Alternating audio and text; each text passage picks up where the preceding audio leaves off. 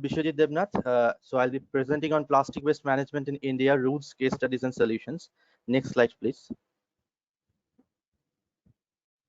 This is the outline of the presentation. So I will touch upon the rules and then technologies, case studies, and I'll provide some solutions and some alternatives. Next, please.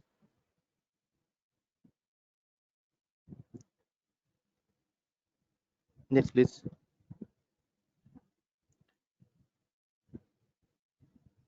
So in the beginning, I am touching upon a different spheres of plastic waste generation. For example, in every year, near the world uses 500 billion plastic bags, and 50% of this plastic that we use are basically single-use plastic or disposables. And if you look at the plastic bottles, every minute we buy 1 million of plastic bottles, and the waste that we generate, 10% of that is plastic waste. And again, the electronic products that we use, it also contains nearly 8% of plastics that we generally don't talk about. Now coming to the next part, next slide, please.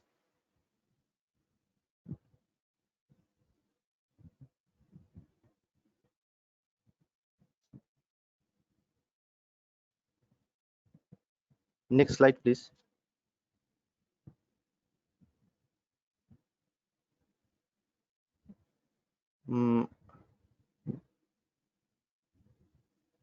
I can't see the change in slides. Issue.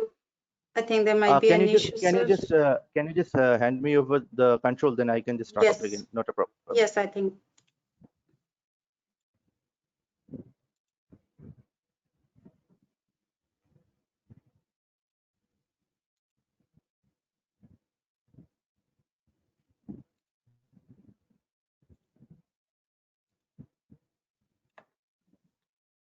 So could you share your screen now? Yeah, is my screen visible now? Yes. Okay. So I'm starting over from this portion. So as I was mentioning, yeah, as I was mentioning that this is the situation of the plastic waste generation around the world. And when it comes to India, look at the figures, they are not merrier either. So if you look at the figure, it's nearly 15,000 tons that is generated every day. And the only good news is that the 60% of that is recycled. But I'm not saying that 60% of this is recycled in the proper way. It is being recycled. And if you look at the top 10 plastic waste generators, these numbers are not also very much merrier, with Maharashtra leading on the top. And another good news is that the 94% of these plastics are recyclable and 6% is non-recyclable. With this in mind, if we look at the categories of the plastic as per the BIS classification, so basically these are some numbers assigned to some different types of plastics for their easier identification, so that one can understand that this kind of plastics can be recycled through this way. And also, for example, if you look at number 1, it is assigned to the PET bottles, and then we have the cables, pipes, those are PVC. So like that, this is a broad classification, and with this classification in mind, we can actually identify the plastics and channelize them to the proper route of utilization or recycling. So now if you look at the Indian scenario, basically what we see day in, day out is the primary collection is done by hand carts, door-to-door collections, and some of us are actually not used to in segregating plastic waste or dry or wet waste. So it is usually getting mixed with the municipal solid waste, and it is being taken to some transfer stations, where in some metro cities they have the transfer stations where they are actually segregating part of those plastics which can be recycled or utilized in some other way. Otherwise, it is usually getting dumped in the open landfills, which is happening in several parts of India. So now there are some metro cities which have developed the RDF plants where plastic waste is being used as a fuel, but those initiatives are mostly private initiatives, as much as my knowledge concerns. And then there are 60%, as I was mentioning, there are some metro cities where nearly 60% of this plastic waste are being recycled. But then again, there are unregistered plastic manufacturers as well as recycling units who are carrying out this work, and as a result, there are substandard plastics which are less than actually 50 micron, and they have purged into the market. Now coming to the plastic waste management rules, which was released in 2016. So before that, this is the evolution of the plastic waste management rules. First, there was a 2011 rule, then there was a enhanced version in 2016, and there are 2 amendments. First one was in 2018, and the second one is a draft notification very recently, which is pending the amendment. So if you look at the rules, there are several definitions, like the waste generator, like the what institutions or the persons who are generating the waste, producers, any person engaged in manufacturing or importing carry bags, and then the manufacturers are there who are actually producing the plastic raw materials. There are brand owners, and there are virgin plastics as well, which means these plastics has not been blended with any other scrap or waste, or have not been subjected to any earlier use. And then there are multi-layer packaging and extended producer responsibility. So I have picked a handful definitions here. There are a lot of other definitions as well in the rule, which I cannot cover in this short span of time. So let us go into the rule 4, which is basically, in my opinion, the salient features of this particular rule. So the rule actually says, be it virgin or recycled plastics, the thickness should not be less than 50 microns. So that is rule. That is the most important thing one should keep in mind before manufacturing any particular plastic product, specifically carry bags. And for compostable carry bags, this thickness criteria is not applicable.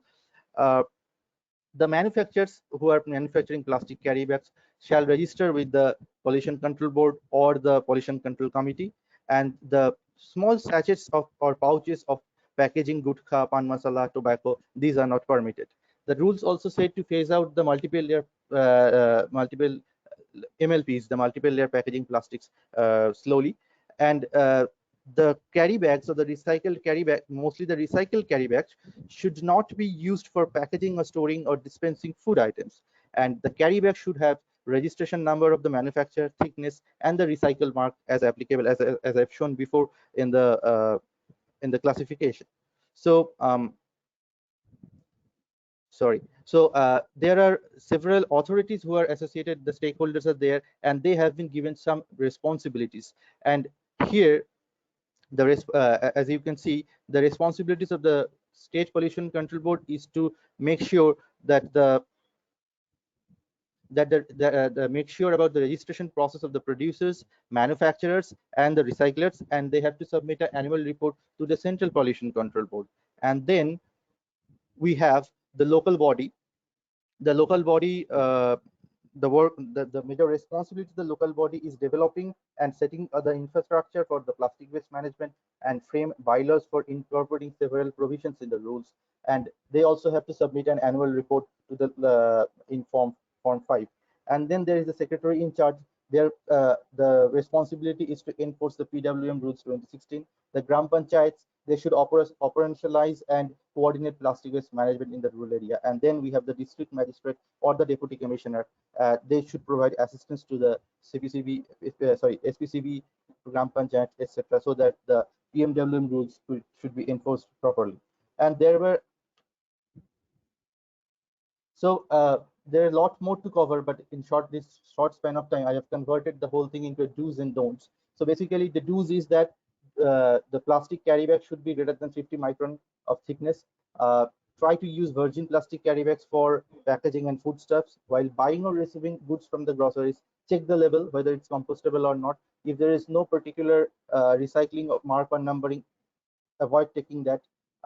Dispose the plastic waste in the proper bin so that it doesn't mix with MSW. Try to carry your own bag and try to avoid taking a bag or asking for a bag from the vendor as much as possible.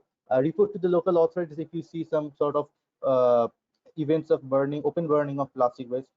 And if required, use the compostable plastic bags wherever possible, and try avoid using small pouches for buying. Try to buy things in bulk so that you can avoid generating so much of small sachets of plastic waste, and try to consume food in plastic. I mean, sorry, in glass, metal, or ceramic containers.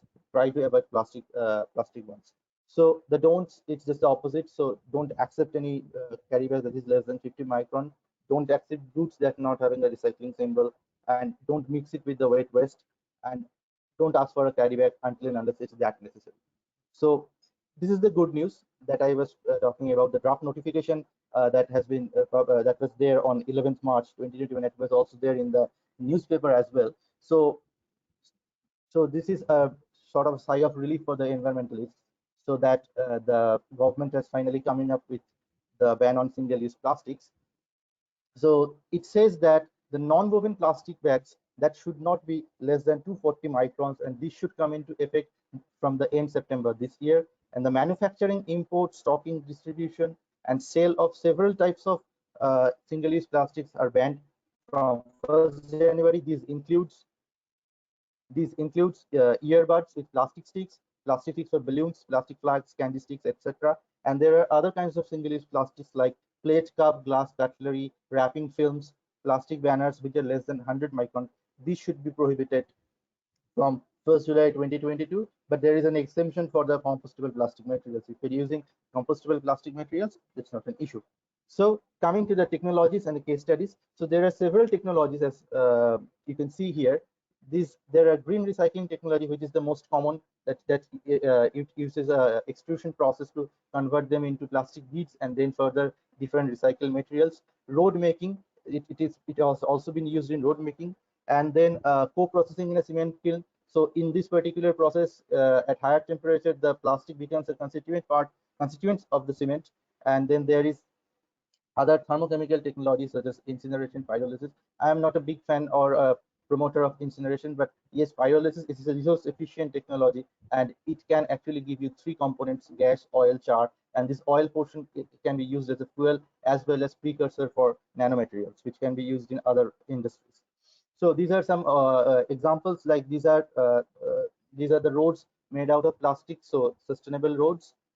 This is another good initiative by Tetra Pack, where they are converting the multi-layer packaging plastics into this sort of doors, desks, and benches.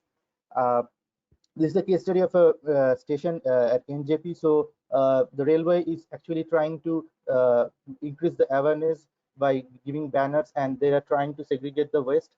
And this is a water vending machine, so they're saying try to refill your water bottles rather than buying a new one. So this is a good approach by minimizing the waste generation at the very point.